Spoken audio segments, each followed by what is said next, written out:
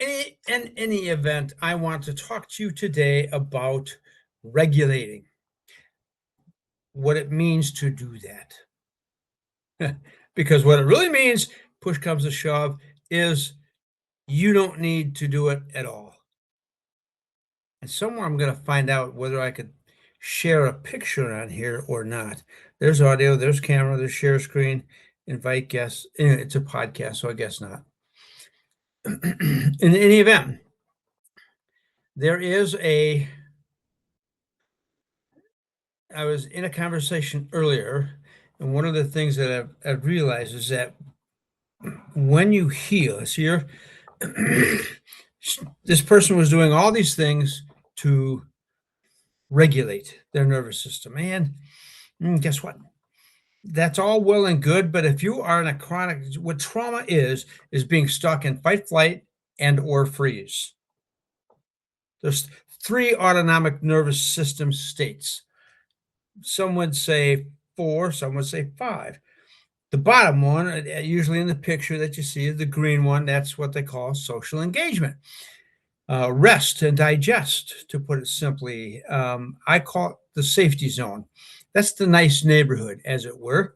Once you get activated, your nervous system understands threat, and threat not meaning, I mean, back in the ancient days, threat actually meant something with, oh, yeah, and thought you would be a good lunch. All right. Well, that was a real threat. And these days, a pink slip from the boss is perceived the same way. See the problem there? In any event, once you're perceived, your body goes into the stress response, not a trauma response. It goes into the stress response, distress, because when you're playing in the world championship game and everybody on the sidelines is, hands on knees, bent over, watching the game, particularly the head coach who made the call, and it's 4 or 5, not only seconds before the game is over, but the one team is 4 or 5 seconds away, or 4 or 5 maybe feet from winning the game, and it's their ball.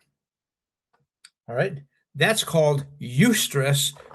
A threat is called distress. All right. Boss comes in and says, well, here's an example. One year back in Minnesota, when I was a carpenter, we had started a foundation, and we used to cap them off. We'd put in the foundation. Well, we did, but put in the foundation, and then we would cap it off, put plywood on it, and then put a heater in it, keep it kind of warm, because Minnesota winters were unfriendly. And on Christmas Eve, this customer called, who we hadn't heard from for months. Suddenly, because he had arranged for some financing, he wanted the foundation capped, a heater put in on Christmas Eve. Oh, he was being one of those. That's the way he was being about it. So the boss got everybody on the crew, said, okay, this is our job. By the end of the day, we need to have this thing capped off. So that meant putting all the runners underneath, all the joists, getting heater, and it was cold, which means that your air compressor for your nail gun's not going to work real good, and the glue is not going to want to run really well, which you need to glue the floor down. Yeah. So we were up against some challenges. Everybody was pissed because typically the boss wanted that day, because we'd call it at noon, he'd bring us back to the warehouse, and then we'd sit around and he'd give everybody a tool usually, and then we'd have something to snack on, and a beer maybe, or coffee to go with the snack, depending on what the snack was. And then we go home. The rest of that day was paid. And that didn't include the party. Anyway, so that was eustress, because there was no threat here. It wasn't like the guy was standing out there with a rifle. He just called the boss and said, blah, blah, blah, blah, blah. And so the boss said, and said, okay, we'll get it done, because he knew he could count on us. But everybody's under eustress, but not distress. But you have a very, very similar reaction in terms of your, uh, your adrenaline, your glucose, insulin reaction, all that kind of stuff. Your body is now demanded upon. Well, with distress, it's a little bit different. A little bit. That, I mean, yeah, the whole body, whoop, autonomically. Yeah, this isn't something you choose to do. Once your body perceives a threat, your midbrain, the amygdala, it activates the brainstem, and it's out of your control. More things will happen in the next few seconds that if you had to control it, we would have all have been dead a long time ago. So, because it's hormonal, breathing, muscular, heart rate, hormone, eyes, ears, tension in the neck and shoulders, blood shunting, all that kind of stuff that you don't have the capability of doing. We'd all been dead.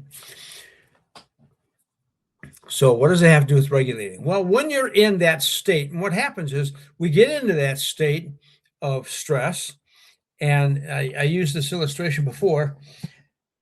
The difference between stress and trauma is this is a stress, all right? Guy calls up, says,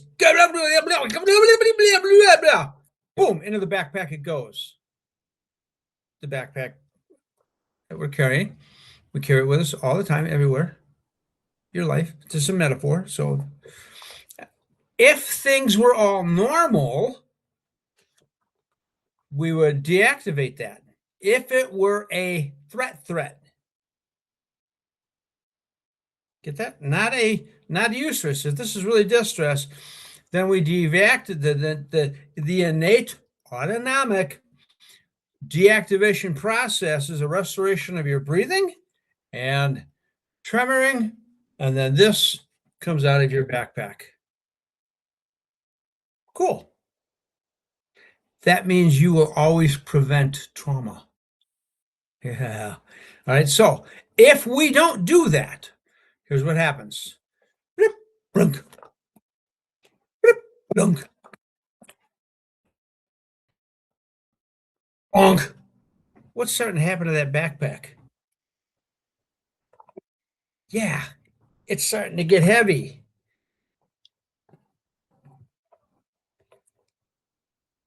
Bonk. Uh-huh. Your load, the demand on your body, neurophysiologically and all autonomic, it has now changed your hormones. It has now changed your breathing, your heart rate, your digestive system, your reproductive system, your immune system, your eyes, your ears. A million things have changed in your body all within seconds. And we aren't completing the cycles. What do you think it's going to feel like if you start carrying this stuff for 5, 10, 30, 40, 58 years? Cycle after cycle after cycle. Uh-huh. That load, that allostatic load that's you're carrying around, that is trauma. Call it a wound, call it a disorder, I don't care what you call it. It is a load. It has made a demand on this system. Initially, when you were threatened with something that your body presumed was going to take your life. So you do one of two things. You flee, you fight or flight. And in old days, that's what you did, or you died. That's how it works. Now, sometimes if it's overwhelming and too fast, and we've seen this in the animal world, there's freeze. Because a lot of predators do not like a wimp body. If you ever get reels on Facebook from safari groups and stuff like that, you'll see that. because they will start eating that animal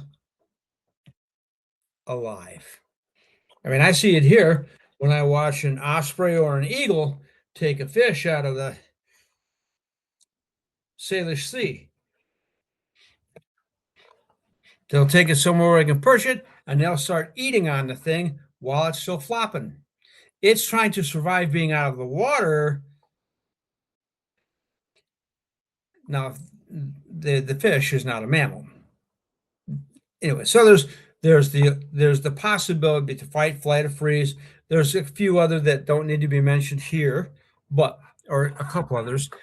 Anyway, if we're living in that state of freeze and fight or flight, that's what's our allostatic load is getting real heavy. That's making a physical demand here, so forth and so on. And demand after demand after demand, suddenly I start doing this guy. Oh, God. What do you think that's doing to relationships? You want to know why the divorce rate's high? And so what we do, and maybe you've seen these posts, and I've seen them because I got into this conversation because the woman said, or the person, I think it's a woman, said, I do yoga, I do breathing, I do this, I do this, I do this, I do this, and still it's like nothing changes. So I asked her if I could make some comments that might sting a little bit. And I told her, because she said yes, she gave me permission.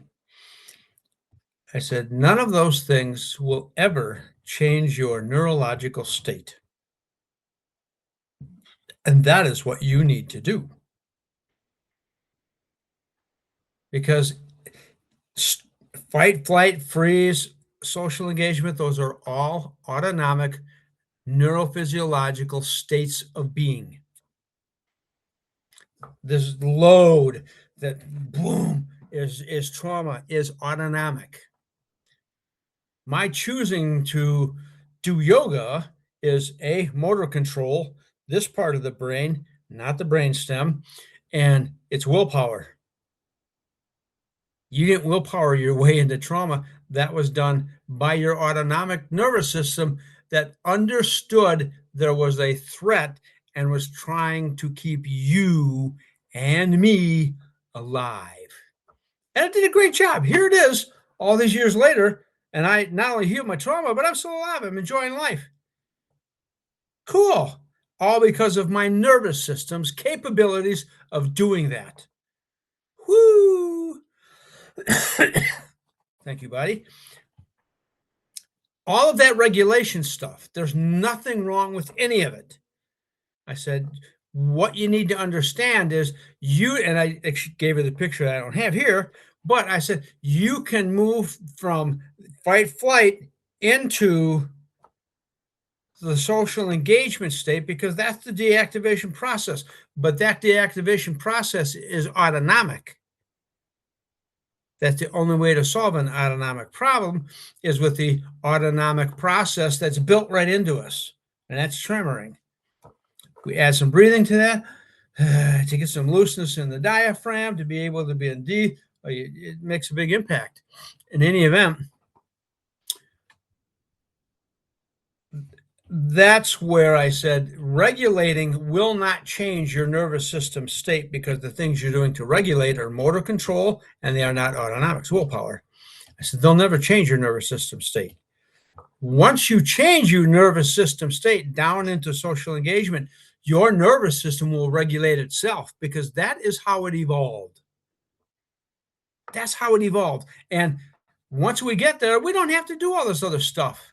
Now, all that other stuff then optimizes or is used by to optimize. It's used by my nervous system to optimize my condition. Doing yoga is not going to hurt at all. That's good for you.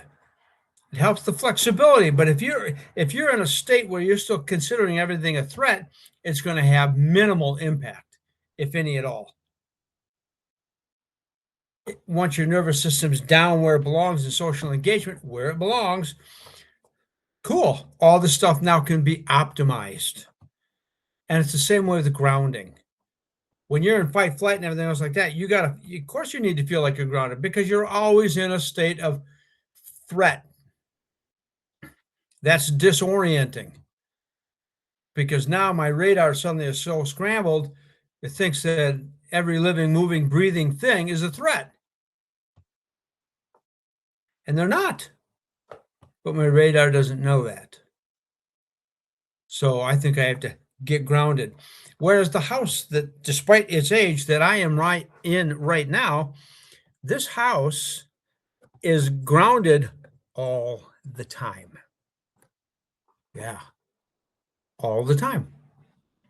And I don't do anything about that. Not a thing. There's a grounding rod not too far from where I'm sitting. That's 8-foot long piece of copper that they put in the ground back in the mid 70s when they built this place. And that keeps the house grounded all the time. So when you're in fight or flight, it's like having a really small ground rod and you're having to do this all the time. Out of the ground, in the ground, out of the ground, in the ground. Yeah, you take it out of the ground, or your nervous system rejects it, whatever. You're trying to put it back in the ground, then you got to put it back in the ground, and you better hope that you're not holding that puppy when lightning strikes, because it'll go right through you. That will not be fun. Anyway, when you move from fight, flight, trauma, and to fight, flight, freeze, trauma state, into the autonomic state of rest and digest, of social engagement, which simply means you're capable of doing that. Safety, which has so many other benefits to it and so many positives. It just think of the best cake you ever ate and all of the icing. Yeah, that's what it's like. It's a great neighborhood, let me tell you. In any event, when you're in there, you don't even have to worry about a ground rod. Your foundation is grounded right to the earth, always. So you don't have to ground. I don't ever ground. My experience with the earth, just by being outside, by being on the grass, that grounds me. I don't regulate my nervous system. I don't have to. The whole point of resting and relaxing and being in that safe place means I can put my feet up and do nothing and feel perfectly good. And let me tell you, it does feel really good. However, we like to do things because we like to feel even better. We might have goals, we might have aspirations, we might have ambitions, and we work on things. But if we're working on things to be regulated, that means that our nervous system is not regulated by itself. And that is where health and growth exists. If you think you're going to heal or grow while you're in a constant state of fight or flight, you are mistaken. You are just whitewashing the sepulcher, whatever. But that's the reality. I hope this clears up for you what regulating, let you bring your body back to the natural social engagement state, and you will stay regulated. If I can help you get there. Oh, wow. Leckey at Raise Your Resilience. Where is it? That's how you get a hold of me.